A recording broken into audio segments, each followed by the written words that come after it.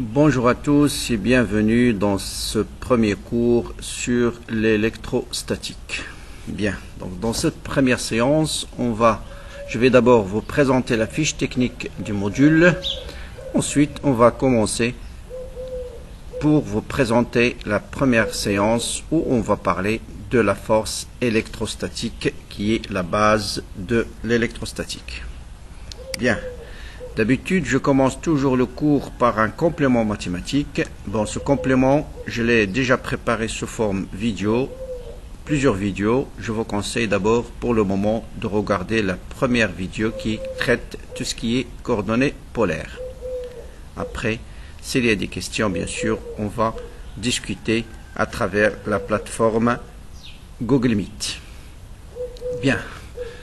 Qu'est-ce qu'on va aborder dans ce chapitre, dans ce module, pardon. Donc, dans le module, vous avez trois parties. Vous avez l'électrostatique, la magnétostatique et l'induction électromagnétique.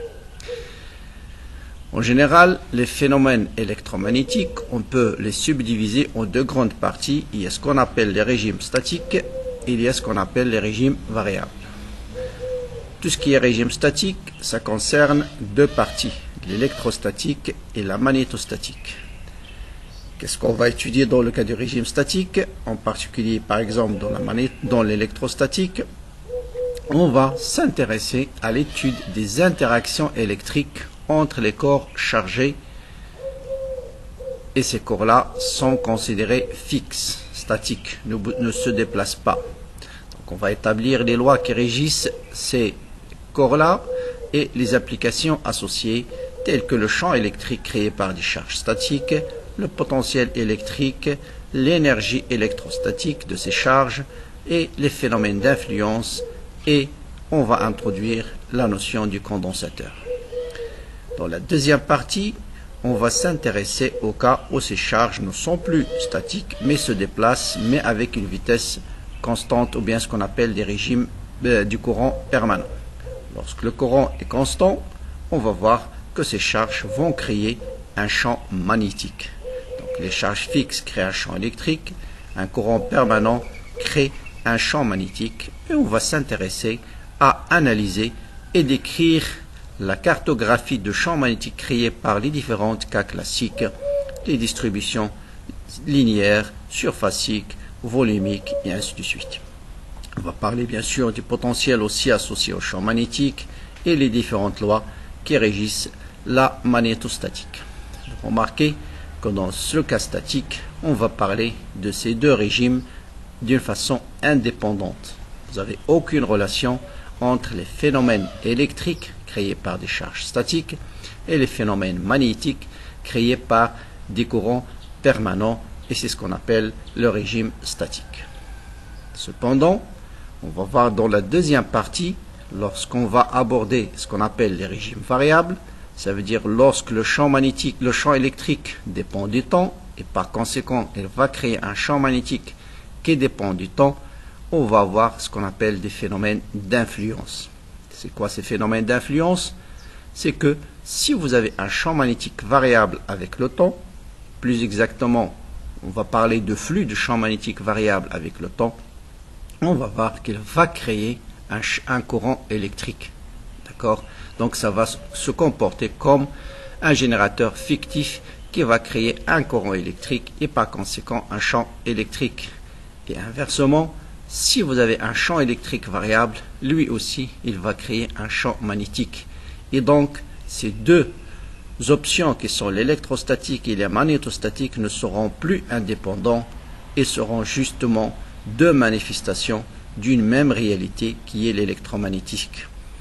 Et c'est grâce au physicien anglais, très grand physicien, l'un des plus grands physiciens de tous les temps, M. James Clerk Maxwell, qui va réunir tous ces phénomènes-là sous forme de 4 équations.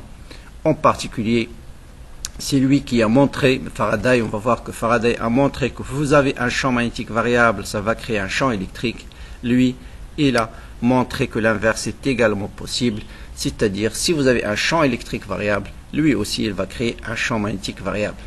Et en mettant toutes ces relations-là sous forme de 4 équations, il a résolu l'un des énigmes qu'il y a duré depuis très longtemps c'est quoi la nature de la lumière. Et grâce à un travail purement théorique, il a montré que le champ électrique et le champ magnétique vont se déplacer sous forme d'une onde, et en calculant la vitesse de cette onde, il a trouvé tout simplement la vitesse de la lumière. Et sa grande surprise donc, il a montré que la nature de la lumière, c'est une onde électromagnétique qui peut se propager dans le vide. Bien sûr, il est décédé très jeune avant de voir sa théorie vérifiée expérimentalement. Ça a été vérifié vers 1892 ou 96 par le physicien allemand Hertz, qui a effectivement montré que la lumière peut se propager dans le vide sous forme d'ondes électromagnétiques. Donc voilà l'objectif de ce cours. Donc il y a deux parties, électrostatique, magnétostatique, et deuxième partie, phénomène d'induction et équation de Maxwell. Bien, après ce bref rappel de la description du module, on va donc entamer la première partie. Eh bien, l'électricité, elle existe partout dans notre environnement. Donc notre existence est liée à l'électricité. Les atomes, tout ce qui est molécules, les réactions chimiques existent grâce à l'électricité. Un atome, c'est une interaction entre électrons et noyaux. Les microphones, donc je vous parle, les calculateurs, les téléviseurs, les ordinateurs ne fonctionnent qu'en présence de l'électricité. Les voitures, les trains, les avions ne peuvent se déplacer au marché sans l'électricité. Votre corps humain a besoin de l'électricité pour la contraction du muscle. Le système nerveux, pour réfléchir, est à la base de l'électricité. L'électrostatique est la branche de la physique qui étudie tous ces phénomènes-là. Champ électrique et potentiel créés par des charges statiques. Voilà, c'est des charges qui ne bougent pas. Les forces électrostatiques sont décrites, on va voir, par ce qu'on appelle la loi de Coulomb, qui est l'objet de cette première séance.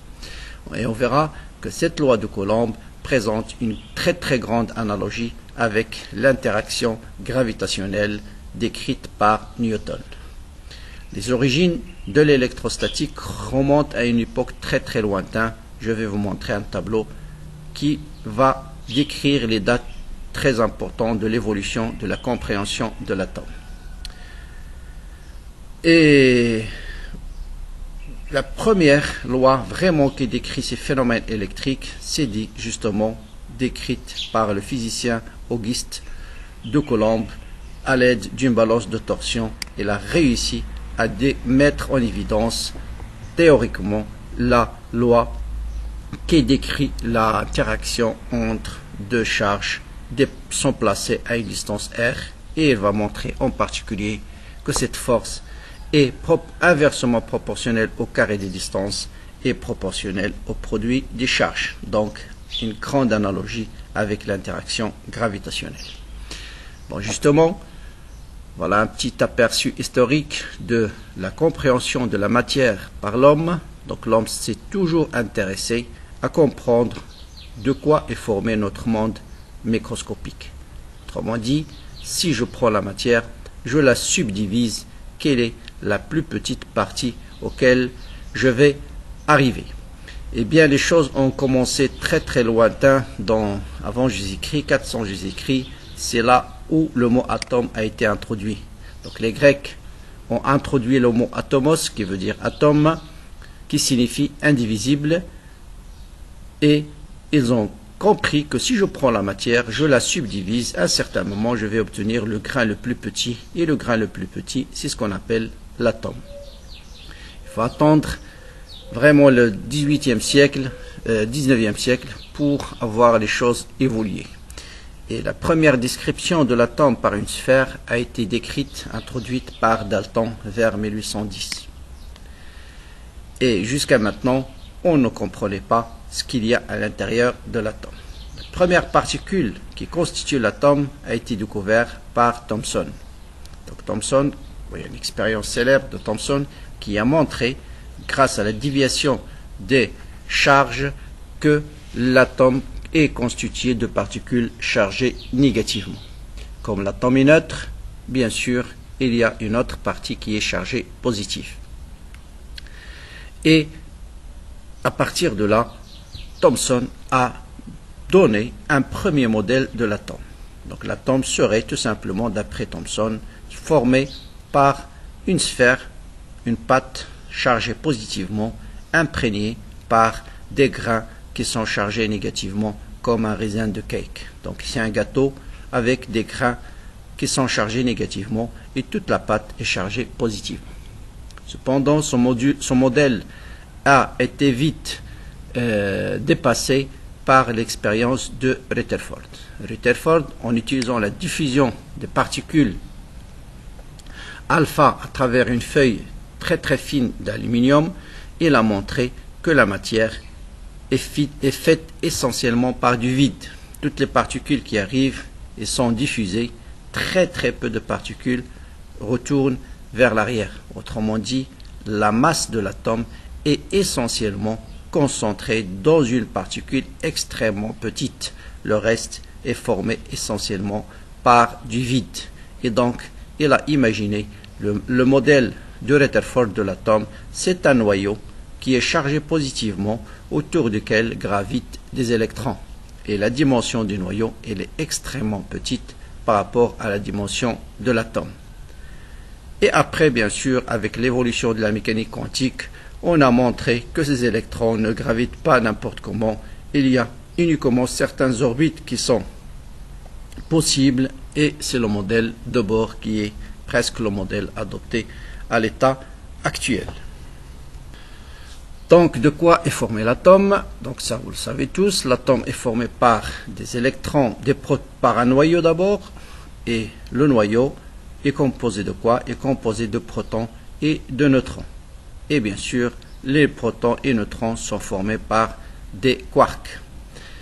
Et les électrons qui tournent autour du noyau se forment des orbites bien déterminées. Donc c'est ça la représentation de l'atome. Donc l'atome, bien sûr, il est neutre. La charge des protons est égale à charge du neutron. Et dans la suite, si on va parler de charge positive et de charge négative, c'est tout simplement un excès d'électrons ou un manque d'électrons. Si l'atome a un électron de plus, il va se comporter comme une charge négative. S'il a un déficit d'électrons, il va se comporter comme une charge.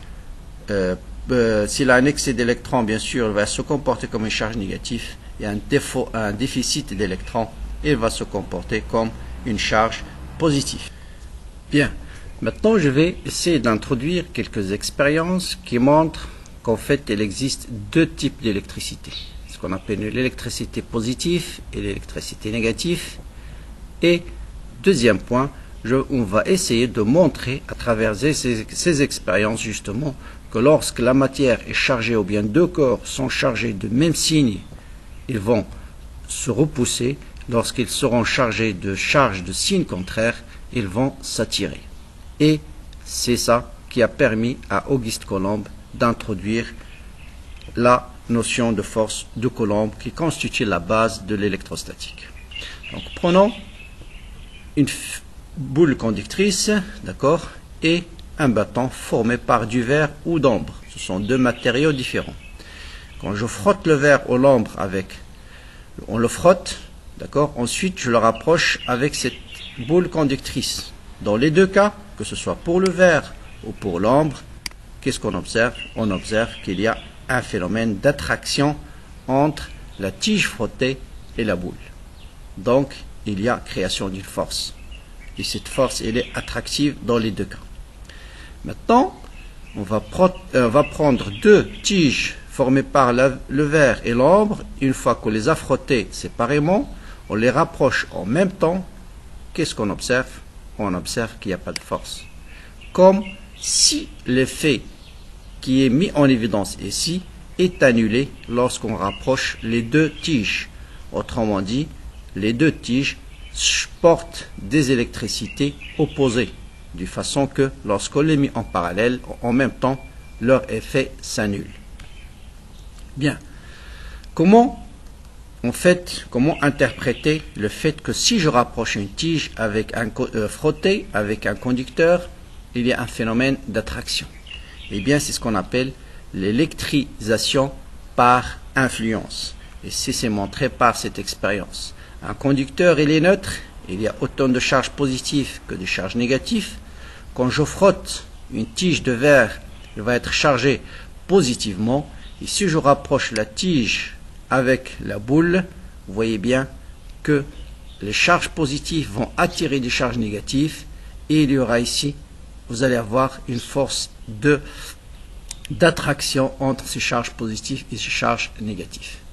Inversement, si je rapproche une autre tige, mais cette fois-ci chargée négativement, elle va attirer les charges positives cette fois-ci et dans tous les cas, vous aurez des charges de signes opposés. Et c'est ce qu'on appelle l'électrisation par influence. Bien. Maintenant, on va voir deux autres expériences. Cette fois-ci, ce qu'on appelle l'électrisation par contact.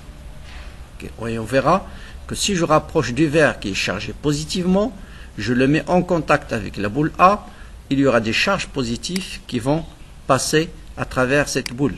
D'accord? Ils seront chargés de la même façon que le verre. Cette fois-ci, faites la différence entre l'électrisation par influence et par contact.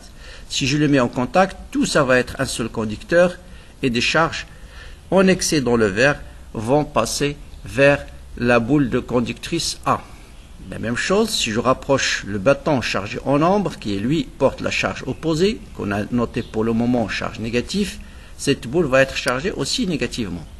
Quand j'éloigne maintenant les deux tiges, j'ai une boule qui est chargée positive et une boule qui est chargée négative, et on observe effectivement qu'il y a un phénomène d'attraction. Maintenant, je rapproche deux tiges de nature différente, de même nature, pardon, soit l'ambre ou le verre. Si je rapproche deux tiges de verre, il y aura, on l'a expliqué maintenant, cette tige-là ou bien cette boule va être chargée positivement. S'il est mis en contact avec une tige qui est chargée positive, et la même chose pour l'autre boule. Donc, si j'éloigne les deux verres, qu'est-ce qu'on observe? On observe un phénomène de répulsion. Et donc, on va déduire tout simplement que la conclusion importante de cette expérience, c'est que deux charges de même signe se repoussent, deux charges de signe contraire s'attirent. Donc, c'est la première constatation de la force électrostatique. Donc, les charges sont de même signe, vous avez un phénomène de répulsion.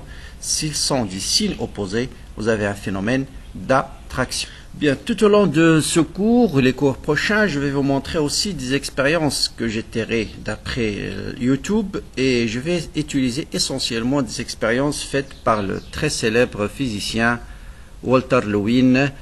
Et je vais vous montrer la première expérience qui montre en évidence justement cette force électrostatique.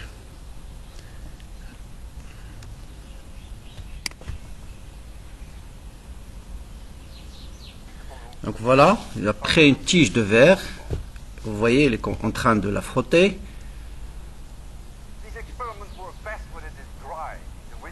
Et voilà un ballon d'aluminium.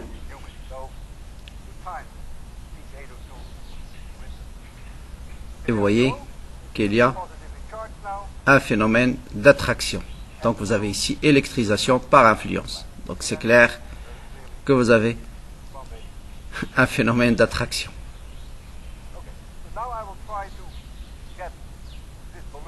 Maintenant vous voyez qu'il y a électrisation par contact.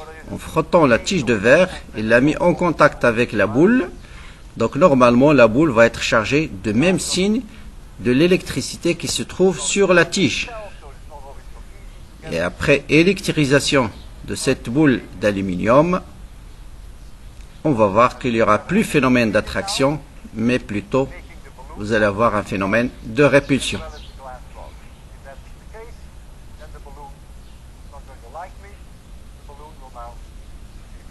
Vous voyez, la boule, il ne vient plus vers la tige, mais il est plutôt éloigné. Donc, voilà une expérience qui montre effectivement qu'il y a deux types d'électricité. Maintenant, rappelez-vous, la boule, elle est chargée positive. Maintenant, il a frotté un autre type de matériau qui se charge de l'électricité opposée. Et voilà, vous avez un phénomène d'attraction maintenant. Donc, vous avez vu clairement qu'il y a deux types d'électricité. Une électricité de charge positive et une électricité de charge négative. Bien, maintenant on va énoncer la loi de Coulomb qui régisse cette force électrostatique. Donc, Coulomb a montré que si vous avez deux particules chargées, Q1 et Q2, placées dans le vide, exerce l'une sur l'autre, va exercer une force qu'on appelle la force électrostatique. Donc la force exercée par la charge Q1 sur la charge Q2 est donnée par cette loi, qui est définie par ce qu'on appelle la loi de Coulomb. Donc faire bien attention aux notations qui interviennent dans cette expression de la force. Donc le vecteur U12, c'est un vecteur unitaire dirigé de la charge 1 vers la charge 2. La distance entre les deux charges, on va le noter petit r au R12, c'est la même chose. Et la force exercée par la charge 1 sur la charge 2, donc notez bien, c'est la charge 1 qui crée la force, c'est la charge 2 qui subit la force. On le note F12, force exercée par la charge 1 sur la charge 2. Donc le point d'application de cette force, ce sera la charge 2, qui est donnée par cette fameuse loi de Coulomb. C'est une constante, 1 sur 4 pi epsilon 0, c'est une constante. Le produit des charges, Q1 fois Q2, inversement proportionnel à la distance au carré. Et si je parle de la force exercée par 1 sur 2, elle est toujours suivant le vecteur unitaire U12. Faites attention, suivant le vecteur U12, mais ça peut être suivant plus vers la direction U12 ou moins U12. Tout dépend du signe des produits des charges. Donc si le produit des charges est positif, et c'est le cas qui est représenté sur ce schéma, vous avez la force F12 et de même sens que U12. Bien sûr, il sera toujours dans la direction U12, mais est-ce que suivant plus U12 ou suivant moins U12, ça dépend du produit des charges. Donc epsilon 0, c'est ce qu'on appelle la permittivité du vide. Bon, on vous donne sa valeur. Et Q1, Q2 est positif, on aura cette configuration-là. Maintenant, on va voir l'autre cas. C'est Q1. Donc voilà, M. Coulomb, après une série de mesures, a montré que cette force est donnée par les caractéristiques suivantes.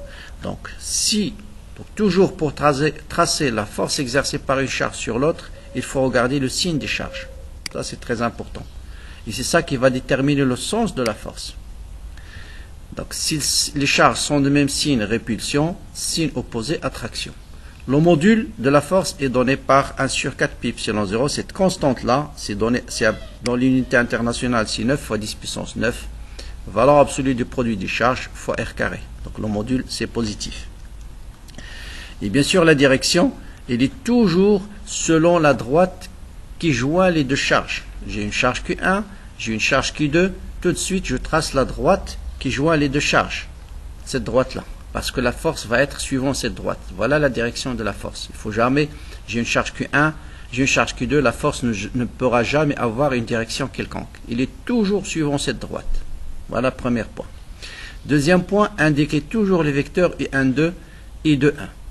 Quand je parle de la force exercée par la charge Q1 sur la charge Q2, ça sera comme vectoriellement 1 sur 4 pi epsilon 0, Q1, Q2 sur R carré fois I12. Si Q1, Q2 est positif, c'est-à-dire les charges de même signe, F12 va être suivant le vecteur U12. Et bien sûr, la force exercée par 2 sur 1, même définition, 1 sur 4 pi epsilon 0, Q1, Q2 sur R carré, cette fois-ci I21. La même chose, vous voyez que si Q1, Q2 est positif, cette force, elle est suivant I21. Il est suivant I21. Et on retrouve que si les charges sont de même signe, la force, les deux charges se repoussent. D'accord? Inversement, si Q1, Q2 est négatif, c'est-à-dire l'une des deux est négative, l'autre est positif, pardon, vous voyez bien que la force exercée par 1 sur 2 va être opposée à U12, parce que Q1, Q2 est négatif. Donc la force va être dans ce sens-là. De même, la force exercée par 2 sur 1, c'est-à-dire c'est 1 qui subit la force exercée par la charge Q2, il va être suivant le sens inverse U de 1. Donc U de 1 est dans ce sens, donc la force va être dans ce sens-là. Et donc on aura une force attractive. Voilà, j'ai représenté ici les deux cas. Force répulsive et force attractive. Donc vous avez ici deux charges positives ou négatives, c'est la même chose. Ici vous avez une charge positive et une charge négative. Et remarquez que la loi d'action et de la réaction est bien vérifiée, que la force exercée par 1 sur 2 est toujours égale à moins la force exercée par 2 sur 1, dans les deux cas, que ce soit répulsive ou que ce soit attractive. D'accord? Donc là, j'ai les charges sont négatives, par exemple. Si on travaille avec des charges négatives, voilà le vecteur U12, il est dirigé dans ce sens-là. Donc la force exercée par Q1 sur Q2, ça va être suivant moins le vecteur U12. Suivant le vecteur U12 parce que les deux charges sont de même signe. D'accord? Et lorsqu'il est attractive, bien sûr, U12 est dirigé dans ce sens. Voilà, U12 est dirigé dans ce sens. Or, la force exercée par 1 sur 2, ce sera Q1, Q2 sur R carré fois U12. Et vous voyez bien que la force exercée par 1 sur 2, elle est opposée au vecteur U12. La même chose, le vecteur U de 1, dirigé de 2 vers 1, il est dans ce sens. Et vous voyez bien que la force exercée par 2 sur 1, elle est opposée à U12. Bien, maintenant on va comparer la force d'attraction, la force de Coulomb et la force que vous connaissez déjà, qui est la force d'attraction gravitationnelle. Si on prend un électron qui tourne autour du noyau, voilà la masse de l'électron, la masse du noyau, la distance entre l'électron et le noyau, c'est de l'ordre de l'angstrom. Si on fait une application numérique, la force de gravitationnelle, c'est grand G, produit des masses inversement proportionnelles à la distance au carré. Vous voyez, c'est pratiquement analogue à la force de Coulomb. Une constante K produit des charges inversement proportionnelles à la distance de charge au carré. La seule grande différence, que la force d'attraction, la force de gravitationnelle est toujours attractive, la force de Coulomb peut être répulsive comme elle peut être attractive. Et si on fait l'ordre de grandeur ici, vous avez une force de gravitationnelle de l'ordre de 10 puissance moins 47 newtons. Si je calcule la force électrostatique entre la charge de l'électron et la charge du noyau avec la même distance, on trouve 10 moins 8, ce qui fait un rapport énorme. Donc la force électrostatique, elle est très supérieure à la force de gravitationnelle. Bon, si c'est le cas, pourquoi, et ça je vous laisse le soin d'y réfléchir, pourquoi lorsqu'on traite le mouvement des étoiles, on s'intéresse, on néglige la force de électrostatique et on ne s'intéresse qu'à la force de gravitation, sachant que la force électrique, elle est largement supérieure à la force de gravitation. Bien, maintenant on a défini qu'est-ce que c'est que la force électrostatique, on a caractérisé cette force, c'est un vecteur, donc il est caractérisé par un module, sens et direction, et on a traité le cas où vous avez uniquement deux charges. Maintenant, si on a plusieurs charges, on a 3 charges, 4 charges, et on veut déterminer la force qui s'exerce sur l'une de ces charges-là, eh bien, on va utiliser l'un des principes les plus intéressants, qui est le principe de superposition. Qu'est-ce qu'il dit, ce principe? Si vous avez plusieurs charges, tout simplement, dans l'espace, vous voulez déterminer la charge qui s'exerce sur une seule charge, vous faites juste la somme vectorielle de toutes les forces exercées par les autres charges. Autrement dit, l'effet, vous avez une charge ici, et vous avez une autre là. Je prends uniquement 3 charges, une autre là. On veut déterminer la charge qui s'exerce sur cette charge-là, Q0, que j'appelle Q0, par les autres charges. C'est la somme vectorielle de la force exercée par cette charge-là, plus la force exercée par l'autre. Autrement dit, la force exercée par l'une n'est pas influencée par la présence de l'autre. Mais faites très attention, c'est une somme vectorielle. Donc le principe de superposition vous dit tout simplement que la force qui s'exerce sur une charge, c'est la somme vectorielle des forces exercées par chacune des charges calculées séparément, en considérant comme si les autres charges n'existent pas. D'accord? Et c'est ça qu'on va utiliser pour l'application. Donc là, voilà tout ce qui concerne la force électrostatique. Maintenant, on va passer à 2 exemples et on aura l'occasion de traiter les autres exemples dans les autres séances. Prenons un premier exemple. Donc j'ai ici une charge QA, une charge QB, séparées par Donc deux charges positives situées à une distance 2A, donc la distance entre QA et QB est 2A. Une charge Q' est placée au point M dans le plan médian AB. Quelle est la force subie par Q'? Bien sûr, de la part des autres charges QA et QB. Eh bien, qu'est-ce qu'on fait? Tout simplement, on applique toujours le principe de superposition. La force exercée subie par la charge Q' qui se trouve là, c'est ça Q', c'est la force exercée par QA plus la force exercée par QB. Donc pour représenter la force, il faut regarder leur signe. Donc Q' est positif, et qu'est-ce qu'on a dit sur QA? Là, ça veut dire on a travaillé dans les cas où voilà, les autres aussi sont positifs. Voilà. Donc, puisque QA est positif, Q' est positif, la force exercée par QA sur Q' va être dans la direction du vecteur U12. Donc, voilà le vecteur U12. Et puisque QB et Q' sont positifs, la force aussi, elle est répulsive. Donc, pour déterminer la somme de deux vecteurs, on va voir qu'il y a plusieurs façons. Donc, la façon la plus simple, bon, on verra après, sans la symétrie, c'est tout simplement de choisir un repère et de faire la projection de chaque vecteur et de faire la somme vectorielle. Donc j'ai choisi ici le repère OX, OY. Je vais projeter le vecteur FA dans le repère OX, OY. La même chose pour FB et on va faire la somme. Voilà, vous voyez bien que FA a pour composante, bon, on va appeler cet angle θ, FA cosinus θ suivant EX et FA sinus θ suivant EY. Et puis le vecteur FB a pour composante, vous voyez bien ici, a pour composante moins FA cosinus θ suivant EX et plus FA sinus θ.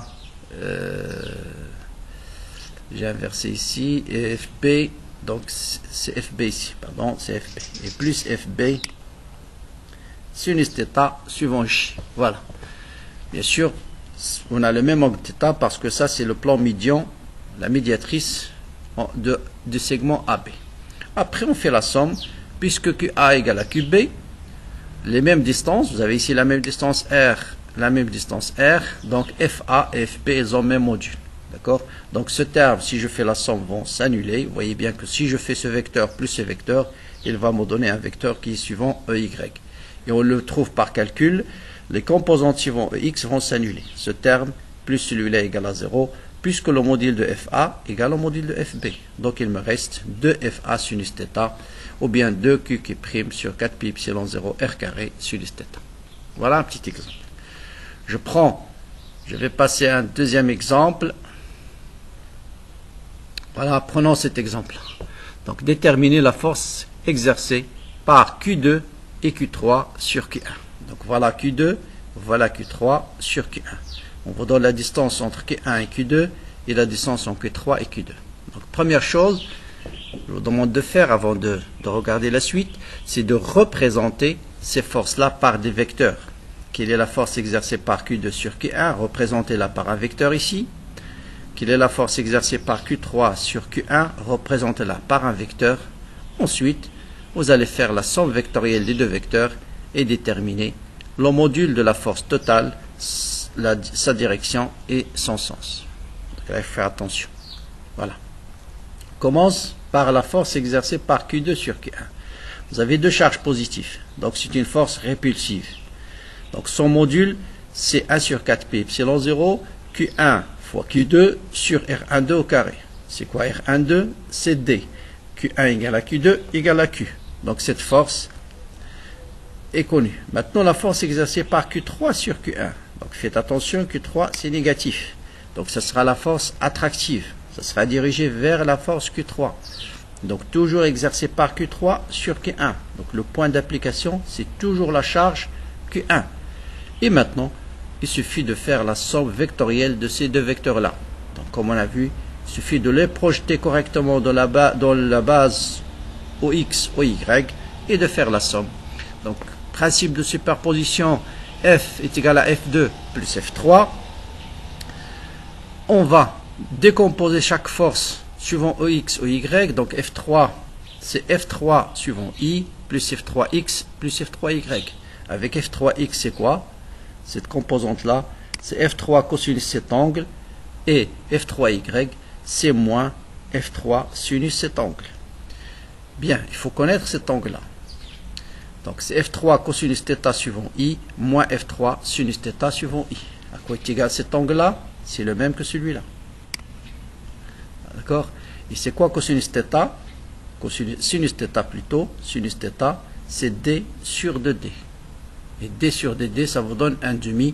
Et vous connaissez, si sinus θ égale à 1,5, cosinus θ obligatoirement, c'est racine de 3 sur 2. Vous voyez comment on détermine les valeurs de θ. Donc, puisque sinus θ égale à 1,5, ça veut dire θ égale à pi sur 6, pi sur 3. Autrement dit, cosinus 3 égale à racine de 3 sur 2 tout de suite. Donc, on va déterminer la valeur de F2. Donc, qui est, bon, F2 il est simple parce qu'il est suivant l'axe J. Donc, on n'a pas de projection à faire. Donc, c'est K fois Q carré sur D carré suivant J. Et F3, bien sûr, le module de F3, c'est 2Q fois Q, c'est 2Q au carré fois K sur la distance qui est 2D au carré. Après, il suffit de faire la somme vectorielle. Donc, ce vecteur plus celui-là, vous allez voir F3 cosinus θ. Donc, c'est racine de 3 sur 2 fois ce terme. Voilà, fois ce terme. Ensuite, J, on va mettre J en facteur, ça sera ce terme moins F3 sinus θ. Et sinus θ, c'est 1,5. Si vous faites ce terme plus celui-là, ça va vous donner ce terme-là. Et voilà la force totale qui s'exerce sur la charge Q3. Donc voilà, la force totale, ça vous donne ce terme. Donc vous voyez un peu, bien sûr, si on veut la tracer, vous faites un vecteur et sera dans une direction quelque part ici. Donc vous faites la somme vectorielle parallèle pour tracer la somme de deux vecteurs. Bon, j'ai pas bien tracé, c'est pas grave. Voilà la force totale qui s'exerce sur la charge Q. Donc il va se déplacer dans ce sens-là, cette charge-là, sur l'effet de la force Q2 et Q3. Donc vous voyez, c'est une force qui a une composante suivant I et une composante suivant J. Donc voilà tout ce qui concerne la force électrostatique. Bien sûr, on verra d'autres exemples et souvent, vous avez deux méthodes de calcul essentielles. Donc soit cette méthode qu'on a adoptée dans les deux exemples, c'est-à-dire choisir un repère de projection, faire la projection de chaque force et déterminer les composantes finales de la force totale. Bien sûr, si je veux calculer par exemple le module de cette force, c'est racine carrée de ce terme au carré plus ce terme au carré. Et si on connaît la direction, on connaît le sens et on connaît le module. On verra qu'il y a une deuxième méthode qui utilise la symétrie, et ça, on le discutera une fois que j'ai abordé ce problème de symétrie. Donc voilà pour cette première séance, et à la prochaine fois, où on va traiter cette fois-ci la notion de champ créé par des charges fixes. Donc voilà ce qui est très important dans la force électrostatique, c'est de comprendre, de bien tracer la direction des forces, qu'on vous donne une distribution de charges, sur quelle charge on va calculer les forces, de bien représenter les forces. Ensuite, c'est un problème purement mathématique de calcul de somme de vecteurs.